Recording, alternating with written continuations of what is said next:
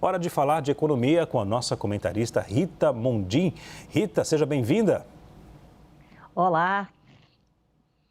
Rita, dia de queda nas ações da Petrobras depois do balanço divulgado, lucro de 70% menor do que no ano anterior. O que foi que aconteceu, hein? E nós tivemos um prejuízo bilionário no quarto trimestre. A gente já havia dito aqui na segunda-feira que as ações da Petrobras vinham caindo com receio dos investidores acerca dos números do balanço. Então, todo mundo achava que ia ser ruim. Vou dar só um exemplo que eu citei na segunda. A XP, que era mais pessimista, acreditava num lucro de 800 milhões.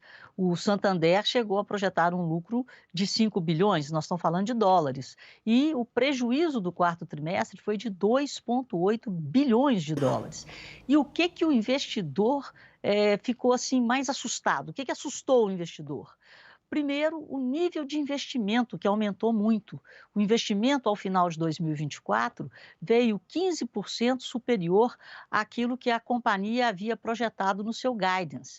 Quanto mais a companhia investe no chamado CAPEX, quer dizer, ela investe em máquinas, equipamentos, para aumentar a sua produção, menos dinheiro sobra para pagar dividendos para os acionistas.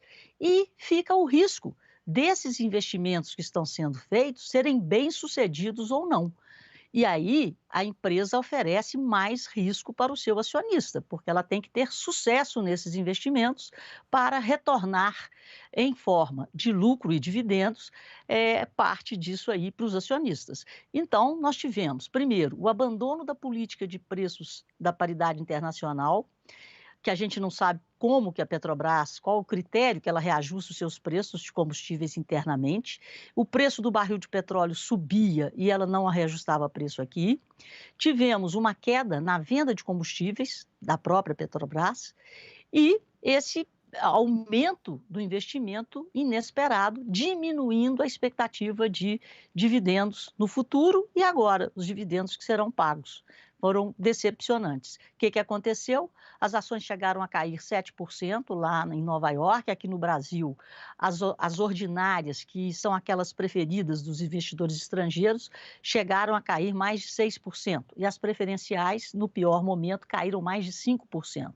No final das contas, as ações fecharam aí, as preferenciais, que têm mais liquidez, com queda de 3,6%, apesar da alta do preço do barril de petróleo, uma alta forte de quase 2%, porque a OPEP está ameaçando reduzir a produção em abril.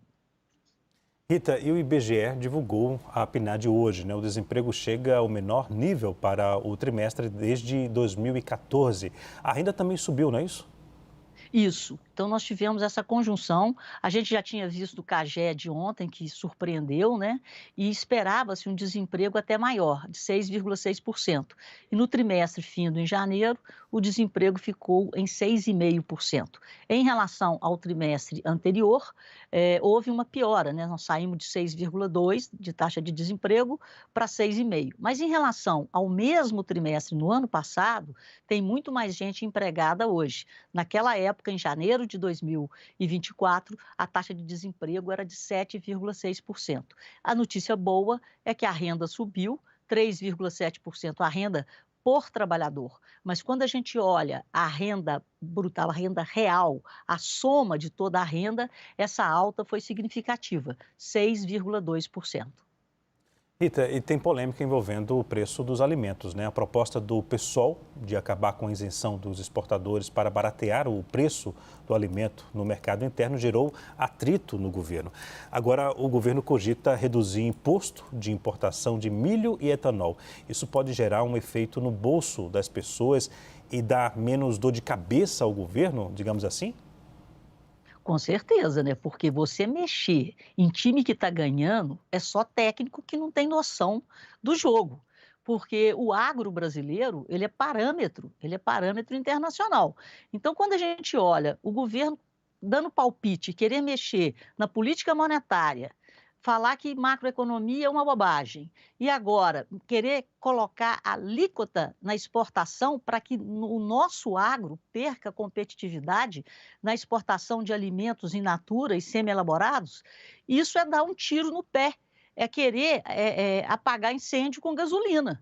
Então, o agronegócio brasileiro é que vem sustentando o país, é o setor que mais cresce ao longo dos anos, cresce mais que a indústria, cresce mais do que o setor de serviços, né? Então, assim, tentaram, né? Se colar, colou. Foi uma proposta do PSOL. Quando o governo viu que ele estava fazendo mais uma bobagem, ele recuou e aí veio com essa proposta, claro, de reduzir a alíquota de importação, que é muito melhor do que penalizar o nosso agro. Agora, Rita, por que que o dólar hoje subiu no mundo todo, hein? Olha, é o Trump de novo. O Trump só fala em renegociar tudo. Então, ele está querendo colocar mais 10%, que ele já tarifou a China, né, em 10%, quer colocar mais 10 adicionais. Ontem, ele começou a falar que vai aumentar as tarifas para o pessoal da zona do euro. Ameaça também rediscutir México e Canadá, e nós vamos ter no dia 1º de abril, olha o dia que ele escolheu, dia 1º de abril, ele vai soltar um mega documento que ele prometeu, logo que ele tomou posse, que ele iria fazer uma revisão tarifária com todos os países que os Estados Unidos negociam. Então, esse documento vai ser anunciado e divulgado em 1º de abril. Mas antes disso, no dia 4 de março, ele já vai tarifar todo mundo. Então, ele fortalece o dólar em relação às principais moedas do mundo e por aqui, claro, o dólar subiu e já está em 5,82. Então, estamos indo naquela toada. Juros, a perspectiva de juros em alta, futuros, né? O dólar em alta e a bolsa muito fraca. Rita, agora saindo um pouco da nossa conversa sobre economia aqui, você já está com vários fãs aqui da CNN pelo Brasil, viu? Eu registrei aqui Rio de Janeiro, Paraná, mensagens que eu recebi. Rio Grande do Norte, lá em Natal também, e a Sandra Antunes, ela que é de Suzano, cidade do Alto Tietê, ela disse o seguinte, bacana a mensagem, adoro ouvir as explicações dela, suas explicações, linguagem fácil de entender. Bacana, né? Oh, não durmo hoje. Muito obrigada a todos. Parabéns, querida. Até amanhã. Até amanhã.